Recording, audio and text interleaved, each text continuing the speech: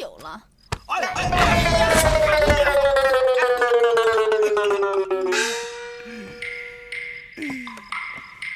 你不知道你多大劲儿吗？三哥，我一时失手，没伤着你吧？来，我看看哪儿呢？伤哪儿了？哎呀，你把我的汤都洒了呀！不就一碗汤吗？我一会儿给你熬还不行吗？这碗汤是定什么？定。哎，外边是不是放炮了？你去看一看。不，我哪儿也不去。哪儿也不去？那你住哪儿啊？这儿。你住这儿？那我住哪儿啊？你也住这儿。哎呦，艾迪，你怎么能？那可不行啊！温良恭俭让，你不是天天挂在嘴边吗？你不是说你是个集美貌与智慧所有美德于一身的女人吗？难道你不懂那个男女授受不亲吗？你现在才明白男女授受不亲的道理吗？当时你拔我衣服的时候，怎么没有想到呢？谁拔你衣服了？那只是个传说。传说？呸！我这碗生米被你煮成了熟饭。哎，今天晚上必须动手。艾迪，你有答应快请，现在。强狗，你答应了？压我脚了。哎，别闹了呀！艾迪，我不是不想洞佛，我也不是不愿意花烛之夜。你先坐。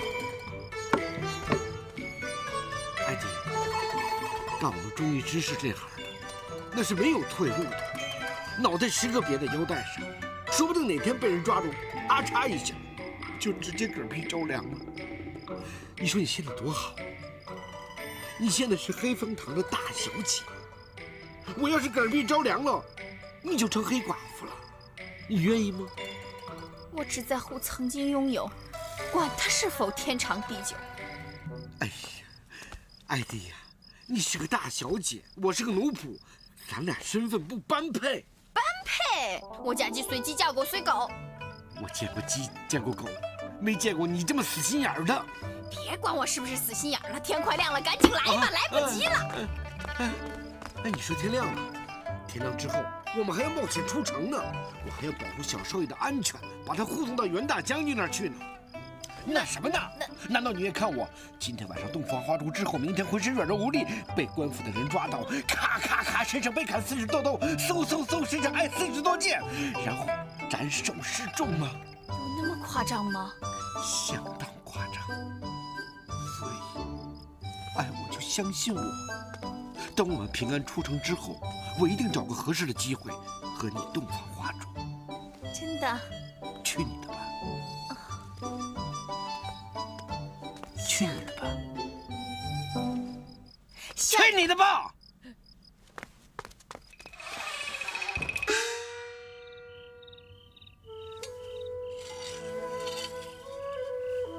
破镜难圆，就像冬晴曾经说过的，这只断了的手镯，就算是再好的工匠，也无法将它恢复原来的样子。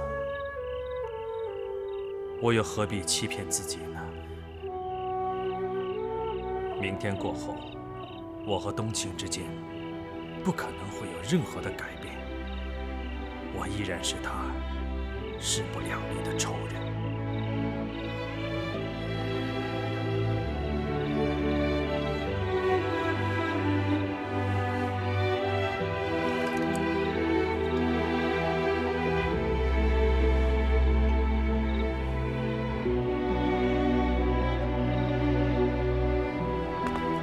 什么？你的意思是说，我们怎么也出不了城了？是啊，那怎么行？老师傅，你不是已经收了我们钱了吗？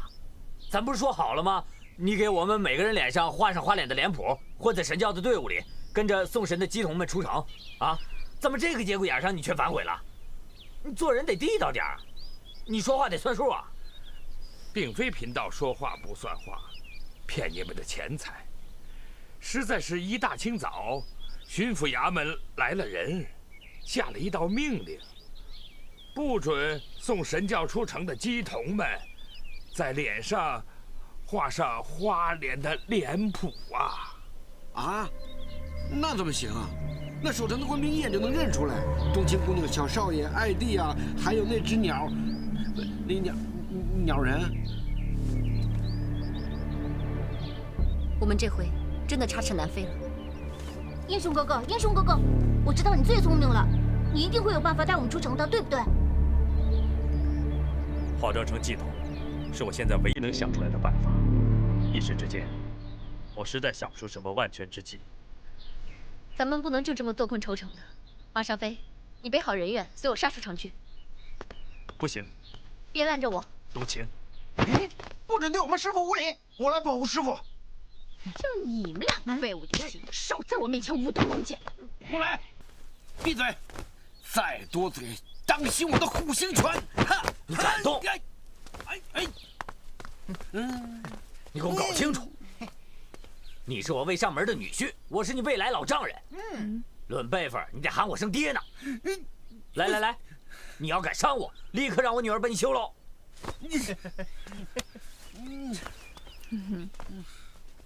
我警告你，你要是敢动我相公一根汗毛，我永远不认你这个爹！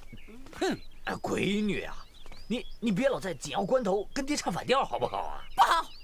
够了，都什么时候了，还窝里反？现在最重要的是，想办法出城。谁不想出城啊？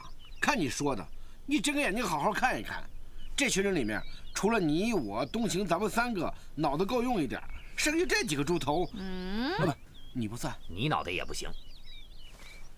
也没说你，能想什么好办法？对啊，英雄哥哥姐姐，马尚飞说的对，我们这些人当中就你们最聪明了，你们快想办法呀！好吧，看你们急成这个样子，贫道倒是有一个办法，或许能帮你们脱险呐。什么办法？请讲。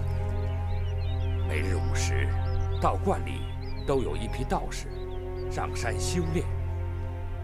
你们不妨假扮道士，跟他们一起上山。上山？不是说出城吗？对呀。各位有所不知，山上有一条废弃多年的驿道，可以帮你们平安离开无锡城。此话当真？绝无虚言呐。老人家为何愿意帮我们？那还用问？他收了咱们钱嘛。实不相瞒，贫道早就看过官府贴出的通缉榜文，已经猜到官府想抓的人就是你们。老人家，那你还愿意帮我们？你不怕惹上麻烦吗？哎，老赵，你不会出卖我们吧？当然不会。如今这世道，豺狼横行，奸人当道。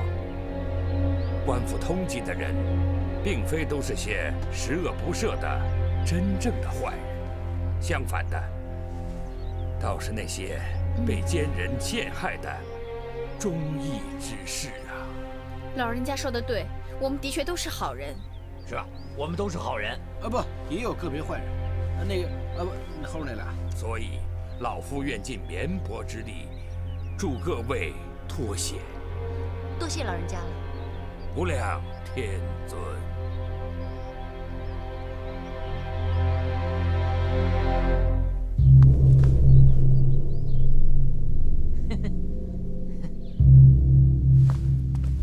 本府已如你所说的下了禁令，不许道观鸡童画上脸谱，护送神教出城。接下来，你要打算怎么办？整个无锡城才多大点而已，只要我们想找的人还留在城里，就凭你巡抚大人手下兵强马壮，难道还担心不能将杨冬晴那帮反贼一网成擒吗？话虽如此，可是这帮反贼诡计多端，想捉拿他们归案，确实也不太容易啊。放心吧，正所谓人为财死，鸟为食亡。既然大人已经悬赏出花红了，相信很快有人为了钱，就会把杨冬晴那群反贼的藏身之处向大人你禀报。启禀大人，一名道士自称知道反贼余孽藏匿何处。哦，快说，启禀大人，草民知道那批反贼今日午时打算混出城去。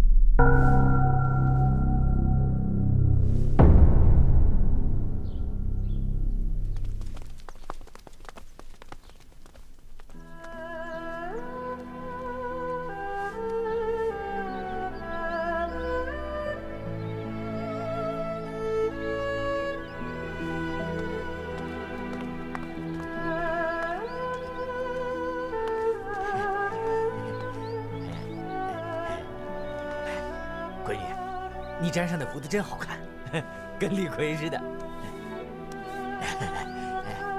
你瞧你爹，这左毛好看吗？我可是花了好长时间才粘上去的。你瞧，你爹这次是不是彻头彻尾的改头换面了？别以为你粘了左毛就真的改头换面了。几十岁的人了，老干些不着边际的事儿。你知不知道，有你这样的爹，我真的觉得很丢人。我求你别在这儿丢人现眼了，行不行？爹知道，爹窝囊，一辈子也没干过什么正经事儿。现在我想让你感动，根本是不可能的了。别在那儿装可怜，别以为说几句好话我就会被你感动。我知道，我现在说什么都没用，你嫌我烦。好，爹我就离你远一点。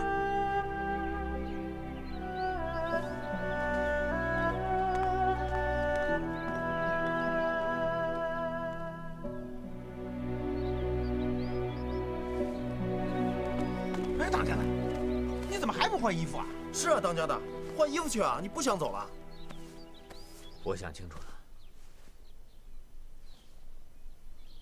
我不走了。花花跟艾迪他娘都在这儿，我想留下来，也好陪陪他。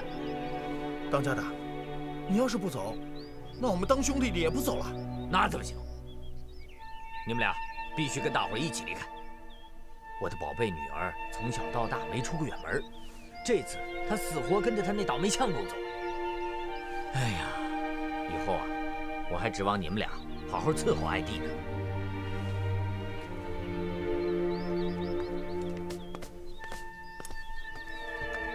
师傅，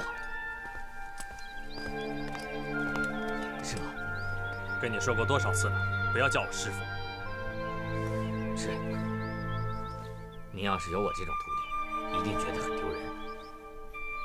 我的确没资格当您徒弟，不过我有一个要求，想请您答应。说吧。你平时穿的袍子，能不能留给我？留给你？你穿得上吗？不是穿，我穿出来也不像样啊，人家肯定还以为我是偷的呢。我是想啊，日后想念你的时候，我可以拿出来看看。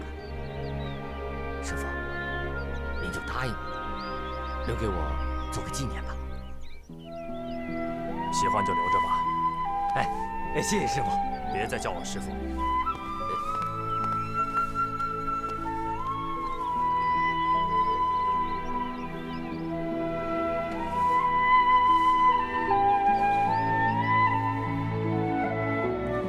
潘汝真已经知道了红影哥哥打算出城的消息。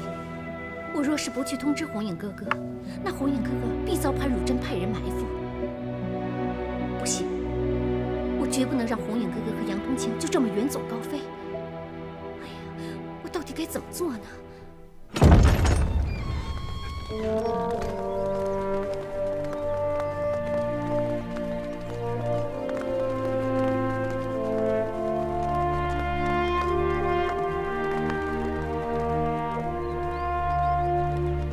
师傅，徒儿今后不能跟在您身边服侍您了，您多保重。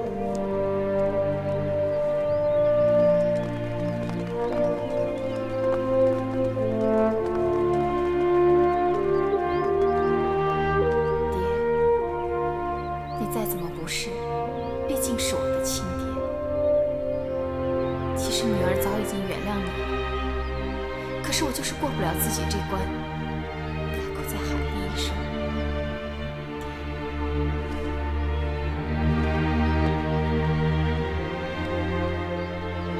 女儿，你不认我这个爹，爹不能怪你。有我这样的爹，的确是让你在别人面前抬不起头来。可是你知道吗？爹多么希望也能成为一个顶天立地、真正的男子汉，让你觉得有我这个爹是你的骄傲，是你的光荣。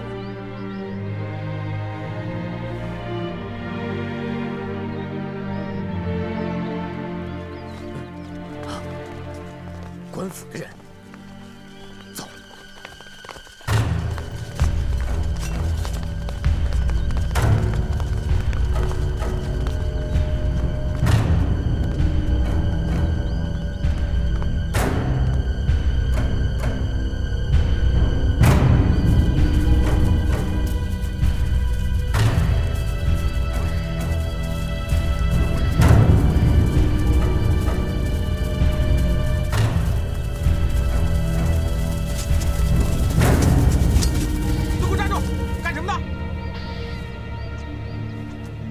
各位官爷，贫道乃三清观的道士，正和道友们一同上山纳气修炼，不知官爷有何指教？少废话，立刻跟我回巡抚衙门，违者就地正法。你们要找的人在这儿。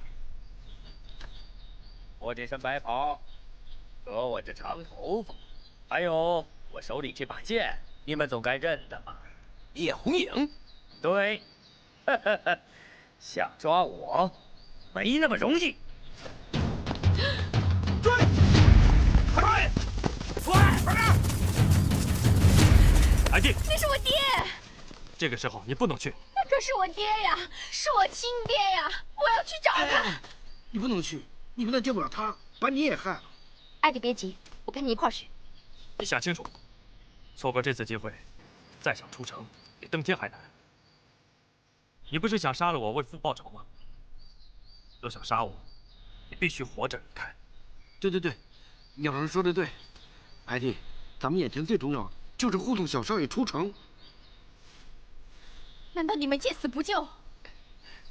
你们先走吧，我们跟着当家的这么多年，关键时刻我们不会丢下他不管的。大小姐，你跟大伙走吧，我和张牙去救当家的。我们走，走。艾迪，别担心了，你爹他不是官府要的人，被官兵抓住了也没事的。可是，艾迪，放心吧，艾迪姐。俗话说得好，好人不长命，祸害1000年。你爹不会有事的，放心吧。就是，艾弟，你可别低估了你爹，那可是人渣中的精华，败类中的极品。阎王爷也不希望他把地狱的秩序搞乱，所以不会有事儿。咱们走吧，啊。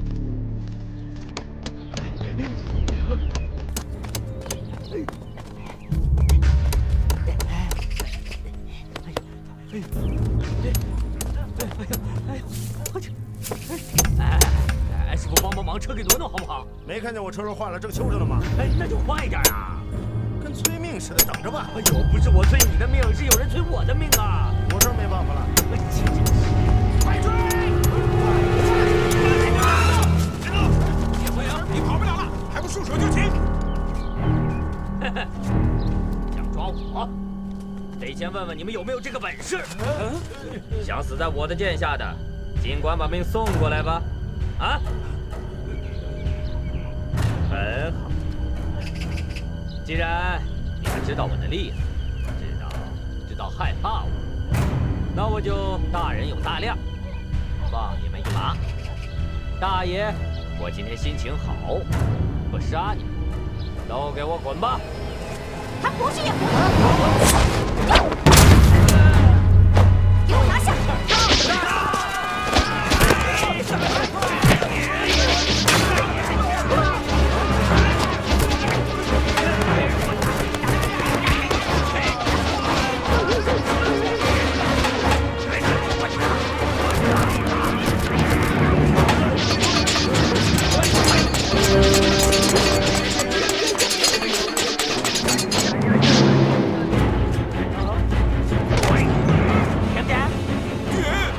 我还没吃呢。你去死吧你！哎呀呀！打架了！兄弟们，我不管你的！我们是傻，但是我们讲义气，上！我战友的好兄弟！哎呀！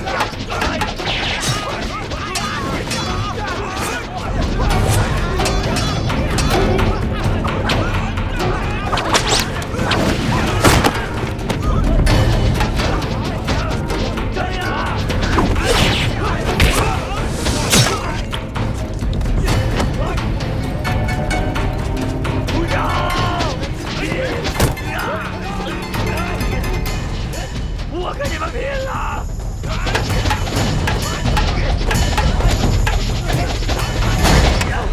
来就杀了我，杀了我，杀了我呀！然后又是一条好汉。我会成全你的，但不是现在。带走。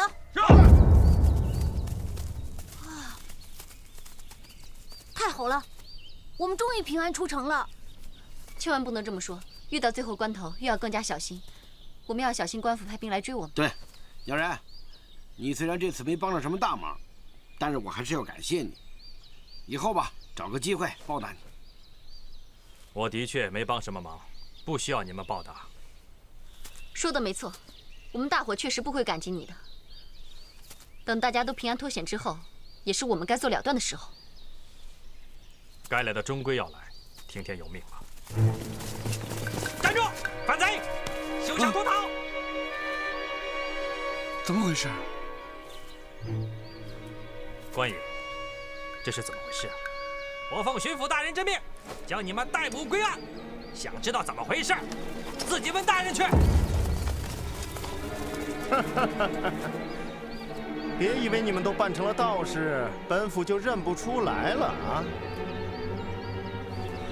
大人，贫道不解，大人所言何意？你们不清楚没关系，我可清楚得很。来人，给我拖出来！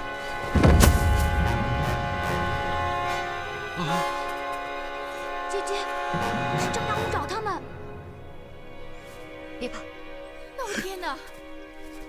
冷静，冷静。臭道士，你看清楚了，这两个人是你的道友吗？怎么你不好回答了吧？没关系，我找个人替你回答。来人！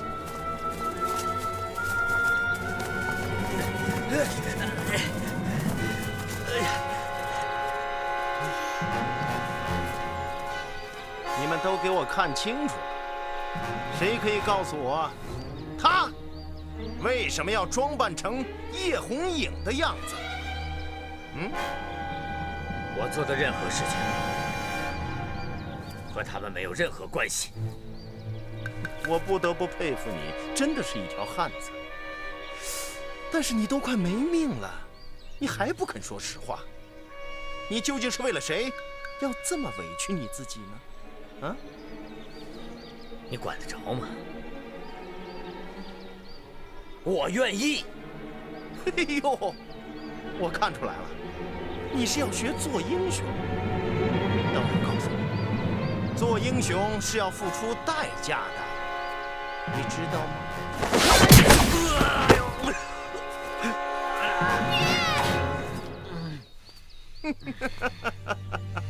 终于有人扛不住了啊！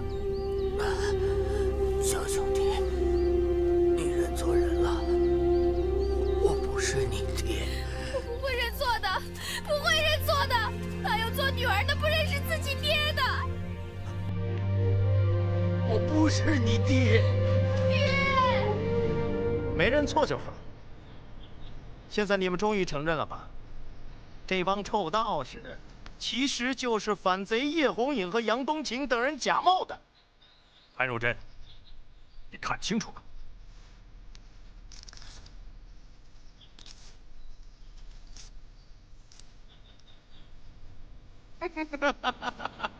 叶红影，你还给我装神弄鬼呢！其实本府早就已经认出来了，你要对付的人是我，放他们走吧。叶红影，你没资格跟我讲条件。今天，你们所有的人，一个都不能活！杀！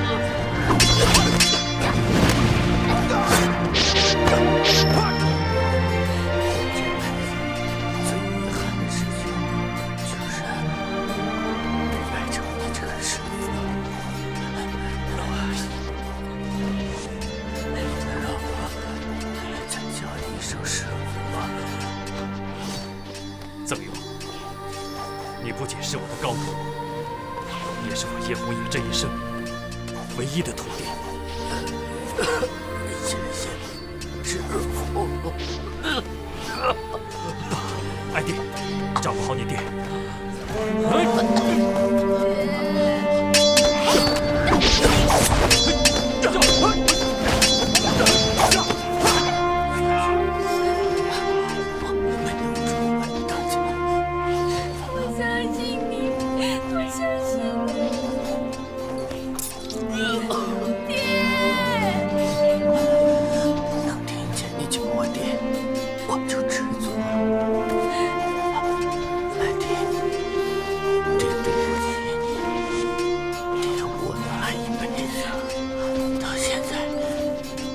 是这副狼狈呀！不狼狈，爹，一点儿都不狼狈。在女儿的心里，你是顶天立地的男子汉。真的，真的。我太高兴了。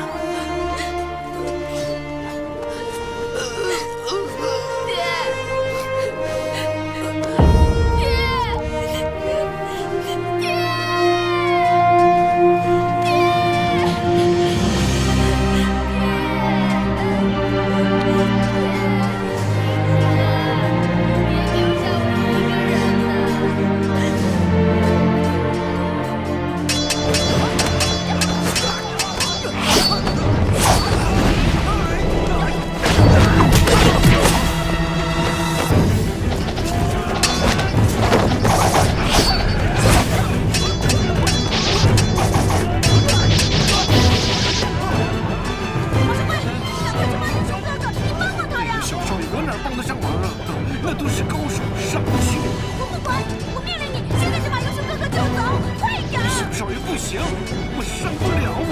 必须上！好，我来了。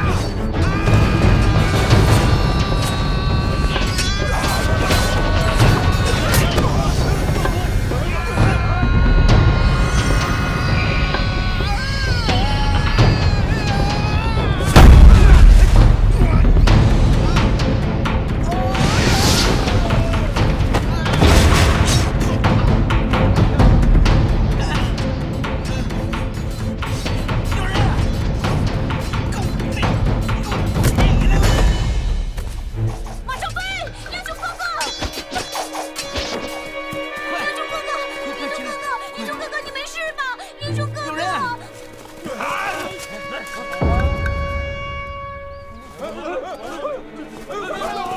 英雄哥哥，你没事吧？英雄哥哥！血！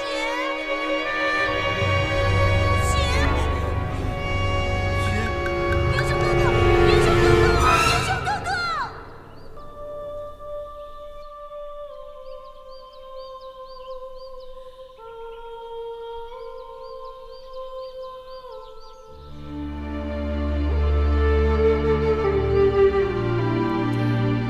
这些钱留着慢慢还，你好好收着，别像以前那样总是乱花钱，听见了没有？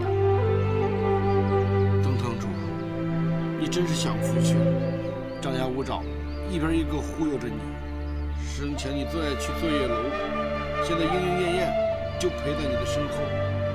你现在开心了吗？马上飞！你说话能不能正经一点？别拿去世的人开玩笑我。没开玩笑，我说的是正经事儿。这不是身后就有莺莺燕燕吗？谁是主人？我叫你住嘴，听见了没有？莺莺燕燕，我们姐妹一场，我向你们在天之灵发誓，我一定会为你们报此血海深仇的。幸亏潘汝真那个狗贼已经死了，要不然莺莺燕燕还有花姨他们，一定会死不瞑目的。对呀，姐姐，姓潘的那个大坏蛋已经死了，你爹和花姨的仇也都报完了，所有的事情不都已经结束了吗？你还想找谁报仇啊？这世上的恶贼，又何止潘汝真一个？哎，冬青姑娘，不能杀手无寸铁的人呢。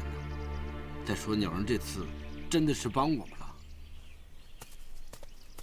对呀，姐姐，我们这次能平安出城，多亏了英雄哥哥帮我们忙。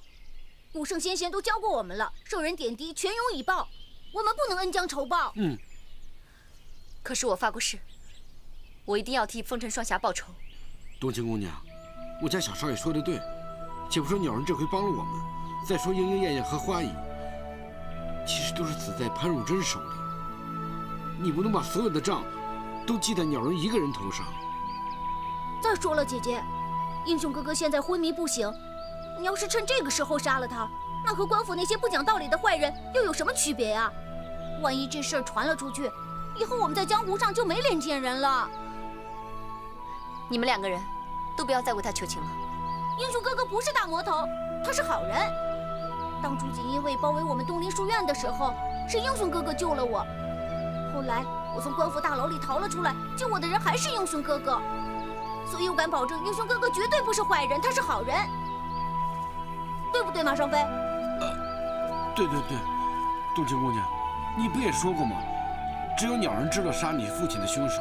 如果你真的把他杀了，那永远找不到杀你父亲的凶手了。所以嘛，姐姐，我们现在要赶紧想办法，把英雄哥哥的伤治好了，等他醒了再问他个清楚。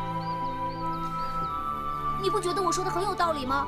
哎，小少爷，你说的倒轻巧。鸟人伤得那么重，官府要到处追杀我们，你还要找人收留我们，还要把他的伤给医治好，怎么可能啊？那可怎么办啊？要是没有人肯收留我们，那英雄哥哥就是死路一条了。冬青姐姐也就永远无法知道谁是真正杀你爹的凶手了。我知道谁能把他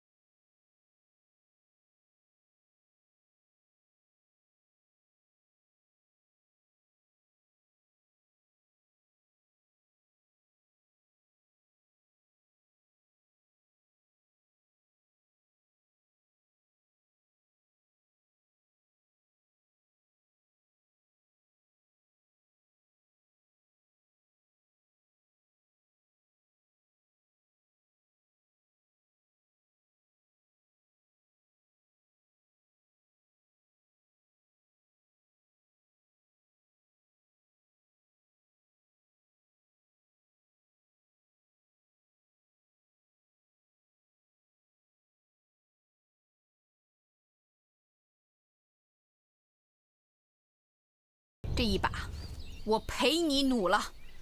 你陪我努？你陪我努怎么努啊？哎呀！我爹死了，相公，你以后就是我唯一的亲人了。不管你去哪儿，我都陪着你。你那什么，你先放手啊！我是去玩命，又不是去玩，你就别跟着掺和了。你玩命，我跟着你玩命啊！相公，我生是你家的人，死是你家的鬼。我求你，这躺了好几个呢，你别老鬼啊鬼的，再把他们说出来。相公，你是不是瞧不起我、讨厌我、恶心我、想抛弃我？暴力，暴力。我爹刚死，你就对我始乱终弃，我的命怎么那么苦啊！爹，别哭了，爱弟，别哭了，别哭了。你这一路跟着我们的话，会遇到很多危险的。冬青姐，我爹也没了，相公也不要我了，黑风堂也回不去了。你说我一个人该怎么办吗？那你跟着我吧。啊？没错，我这一路去辽东千里迢迢的，你跟着我相互照应，好歹有个伴儿。那可是……哎呀，你别可是的行不行？冬青公主愿意带着你，就已经是你的福气了。不过我丑话说前面啊，你最多就算个丫鬟，在旁边替我照顾她。对，爱弟姐姐，古圣先贤曾经教过我们，女子从夫便是德。既然你相公都这么说了，你就乖乖的听他的话，明白吗？谁知道相公？好吧，既然你们都这么说了，那小女子我虽然有100个不愿意，也只能唯命是从了。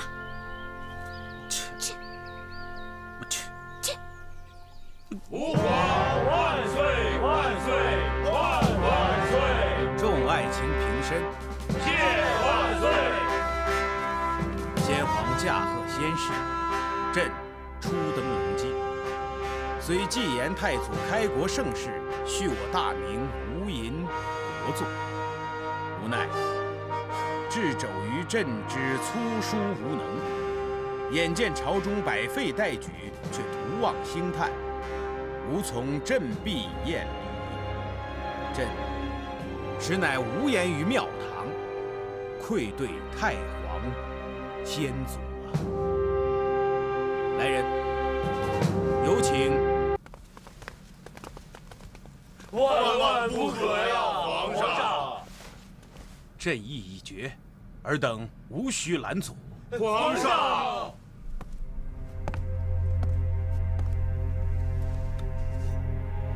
皇上，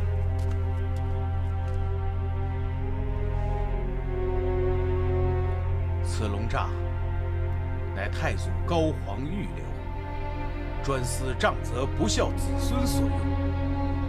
放眼今日我朝，论德行功勋，众爱卿皆乃擎天梁柱。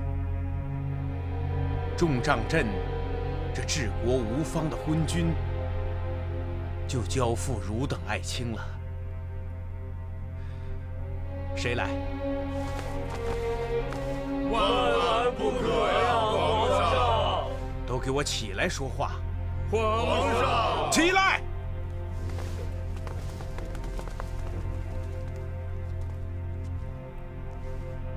孙伯宇，臣在。爱卿忠心国事，乃国之肱骨。这重责昏君的龙杖，就交给爱卿了。皇上，微臣不敢。不敢，就是不从；不从就是抗旨。打，狠狠地打。皇上，微臣不打。微臣不敢打，更不能打呀！大胆，孙伯宇，你真想抗旨？微臣即便是被推出午门问斩，身受异处，也绝不能杖责皇上您呐！皇上，臣不忍呐！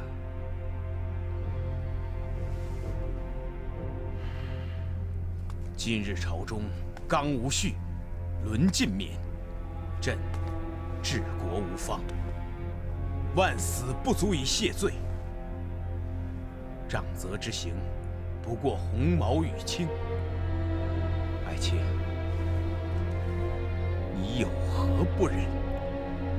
今日朝纲不振，是非误皇之罪呀。非朕之罪，那是何人之罪呀？依臣看来，是那内务府总管太监9000岁驾到。魏忠贤，皇上妃，那个郎中的医术真厉害。真是，他不光是厉害，他简直就是神医。那鸟人伤得那么重，他3下2下的弄好。不过你得给我记住了啊！每天要照顾好英雄哥哥，还得给他换1次药。那郎中还说了，英雄哥哥还要好几天才会醒呢。你记住了吧？记住了，记住了。说多少遍还记不住啊？哎，我真希望当初那刀应该扎我身上，这样我就可以天天躺在那让他拉我马上飞。我没飞起来，我天天当马用。哎呦，别废话了，快走！哎呀！老臣魏忠贤拜见皇上。爱卿，爱卿年事已高，无需多礼。谢吾皇万岁万万岁！今日皇上初登龙基，亲摄大统，老臣特地从江南返京面圣，贺喜皇上鸿福绵绵。哈，爱卿美意全全，令朕如沐春风。然，爱卿舟车疲累，还是先行反府歇息吧。不，今日皇上召集这班大臣齐聚御书房中，想必是议论国事。老臣身为人臣，希望也能弹尽绵薄之力，为皇上分忧解难啊！来人，还不赶紧给老夫赐座？大胆！魏公公，方才你尚未听宣便擅闯面圣，现在又如此无状，眼中可有皇上天威？孙大人，你未免言重了。本座年事已高，而皇上爱臣如此，想必不会介意，让本座坐下吧。孙大人，魏公公所言甚是，尔等同朝为官，节乃朕所仰仗之重臣，无需为此繁文缛节，伤了彼此和气。皇上真是宅心仁厚，懂得体恤下臣，真是令老臣感佩之至啊！朕尚有各地方所呈之奏折待批，众爱卿就先行退下吧。如有要事相奏，明日早朝再议。是皇上。不，皇上，龙体为贵，还是尽早歇息。至于这批阅奏折的繁琐事，不如就交由老臣代劳吧。什么？想当初先皇在位，朝中文武百官所呈之奏折，皆由老臣代为批阅。莫非皇上不放心老臣？哈哈哈哈！朕哪里会不放心魏爱卿呢？久闻魏爱卿是位难得的治国良才，辅佐先皇功绩不菲。朕处理国事，尚待爱卿多加指导。若爱卿为朕分忧解劳，那朕不就高枕无忧了吗？皇上过谦了。关宁铁骑先锋祖大寿参见大将军。祖参将免礼。将军急召末将前来，不知有何指示？先皇驾崩，当今皇上甫登龙基，魏贼势必趁机谋权。本将欲返京师，以防魏贼图谋不轨。本将召你前来，是要你代理本将坐镇中军，指挥边关戍守事宜。将军欲返京师，唯恐不妥呀。本将明白，魏贼爪牙遍布京城，此次返京亦遭奸人暗算。可是魏忠贤，狼子野心，本将担心，他迟早会挟天子以令天下。将军忧国之心，末将明白。但如今朝中忠良几乎被魏忠贤赶尽杀绝，已所剩无几。若将军此去再有闪失，只怕再无人能匡扶忠义，辅佐皇上续我大明天威啊！难道本将就任由奸人跳梁，坐视群魔乱舞，置之不理吗？启禀将军，所谓事缓则圆，要想尽除魏忠贤党羽，必须握其罪证，斩草除根，一举将之扳倒，令恶贼永无翻身余地。本将明白，欲将魏贼罪证昭然于世，首先要先找到顾老生前官印的下落。无奈，本将已接获消息，派去江南接应顾老遗孤的13铁骑已功溃丧命，就连官印下落也一无所获。顾老官印至今下落不明，其实也是件好事，至少证明还没有落入奸贼魏忠贤的手中。将军应当惩奸除恶，找到官印下落，才是首务之急啊！言之有理。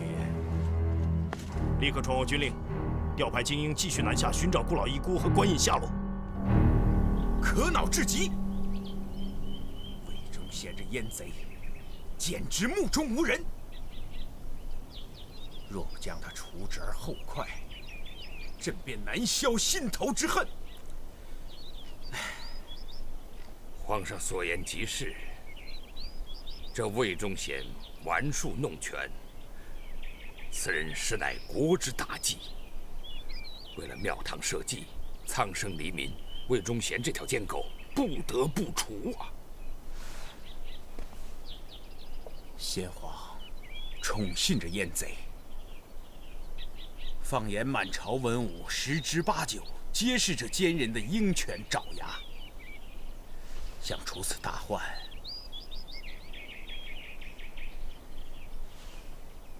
并非易事啊！看来要想除此恶贼，就必须仰仗平辽节度使袁大将军了。袁崇焕，袁将军忠肝义胆，刚正不阿，与微臣乃稳静莫逆之交。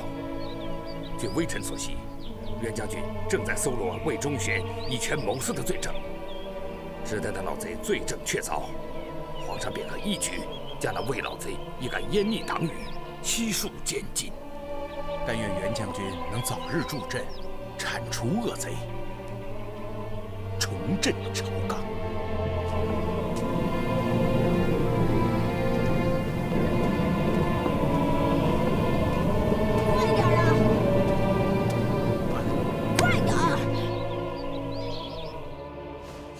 李飞暖，你所言属实？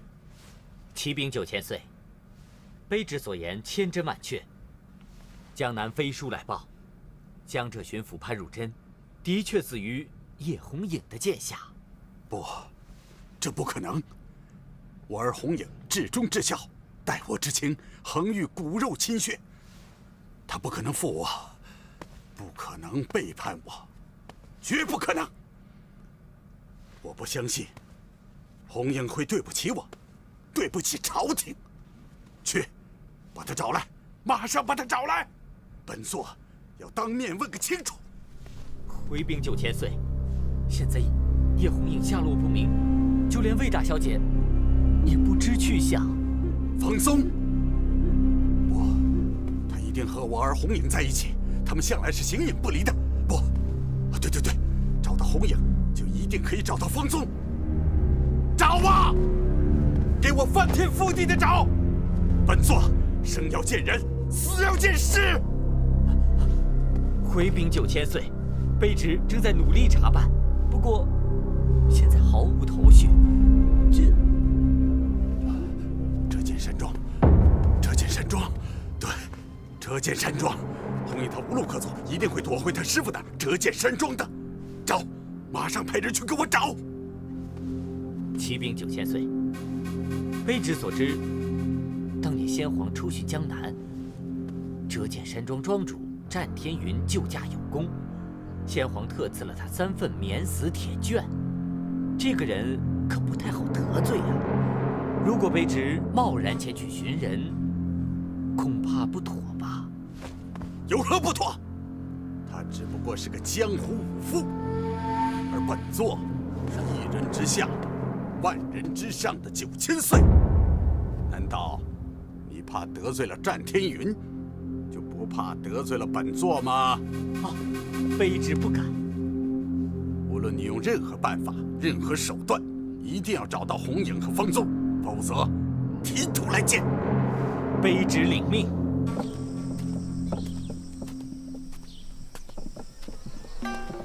哎呀，快点，快点！哎呀，哎，不行，不行，实在走不动了，我快闷死了。你干嘛？千万不能摘！我都快闷死了。万一官府出了告示，画了咱俩的画像想抓我们，那你一露出脸来，他们不就认出我们来了吗？闷死了！你喊闷？那英雄哥哥躺在那里，他怎么就不喊闷呢？要不然让他出来，我进去躺着去。我也不喊闷。他在里边不省人事，他闷什么呀闷？你就别那么多抱怨了。你要想活命，就乖乖的听我的话。如果任何人问起我们为什么这种打扮，就说我们是从西域来的。你明不明白呀？明白了，明白了，都说10多次了。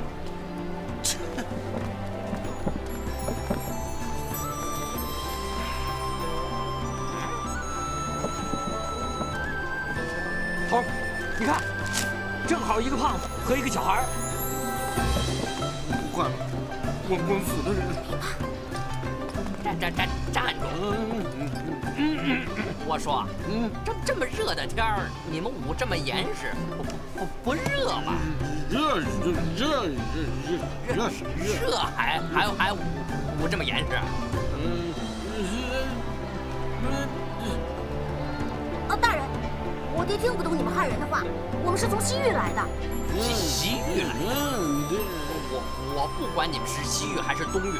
你挡成这样就不是好人，把那个破布给我摘下来。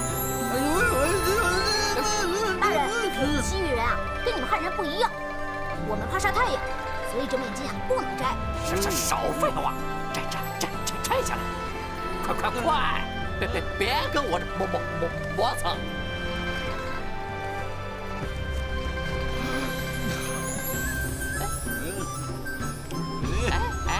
是不太像啊。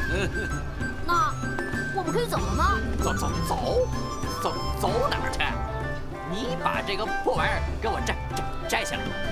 我也摘呀，我是小孩子，不可能是坏人，就算了。哎，我说话你没听懂是吧？摘下来。好，我摘。可是你别被吓坏啊。少废话，快摘！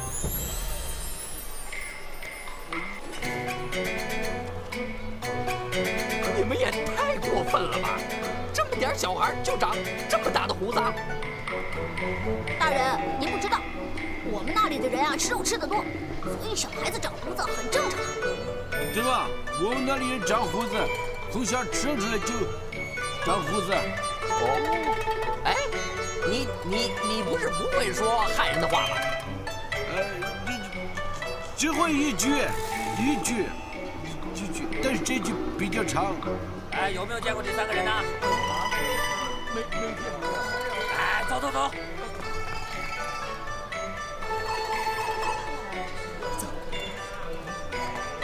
我问你，这里面是什么玩意儿？是我爹。你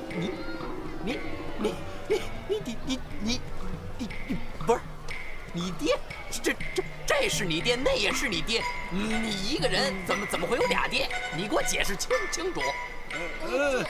躺着那个是我的前任，前仆后继了。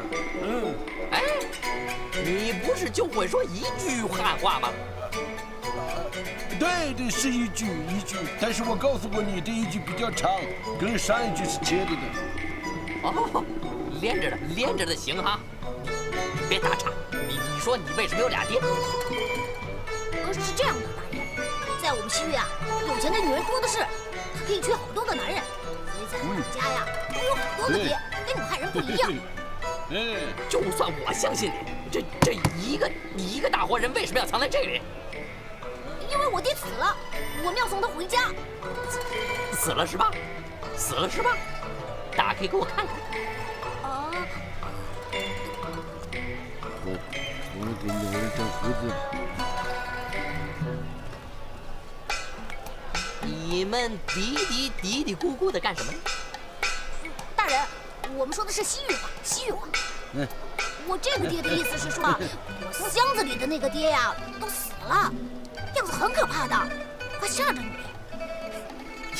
你开什么玩笑？我在衙门里都待了起码10年了，什么样的尸体我没有见过，我还害怕。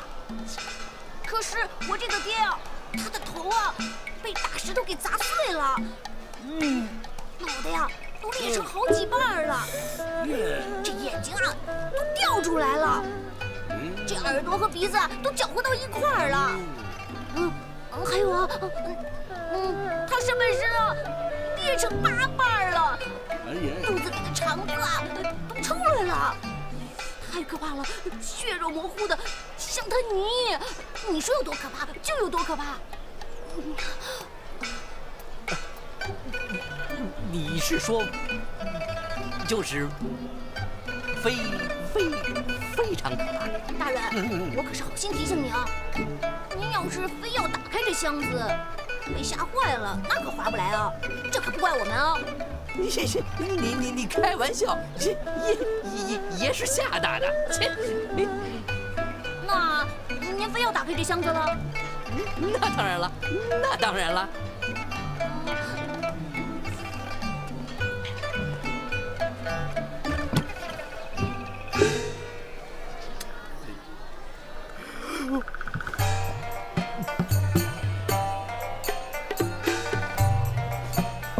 你敢骗我？何止是脑袋裂成8块，全身上下10块、20块都有。要不是我胆子大，早就被吓死了。大人，你是我长这么大见过胆子最大的人。当然了，我就叫赵大胆儿。那大人，我们现在可以走了吧？赶快走，赶快走！记住，一定要捂严实，以后严禁带这种爹出来吓唬人。滚！太厉害了，走。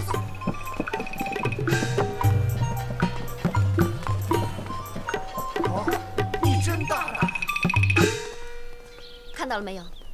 幸好人院他们提前去了阳明山庄，这里所有的街道已经被官兵严防把守，就是为了不让人院他们前往辽东去找袁大将军。原来是这样，那冬青姐，我们不会有事吧？那些人会不会把我们也抓起来呀？你放心，他们的目标是在顾人院和马尚飞的身上。如今我们出了无锡城，官府的注意力不会集中在我们身上，那我就放心了。那我相公他们怎么办呀？冬青姐，我太担心他们了。我们从这条路一直走下去，会遇见他们吗？他们去阳明山庄是往偏西方向走，而我们要去辽东是往东北方向走，一个天南，一个海北，方向完全不同，怎么可能遇得到？那你的意思是我再也遇不上我相公了？我不跟你走了，我要去找我相公。站住！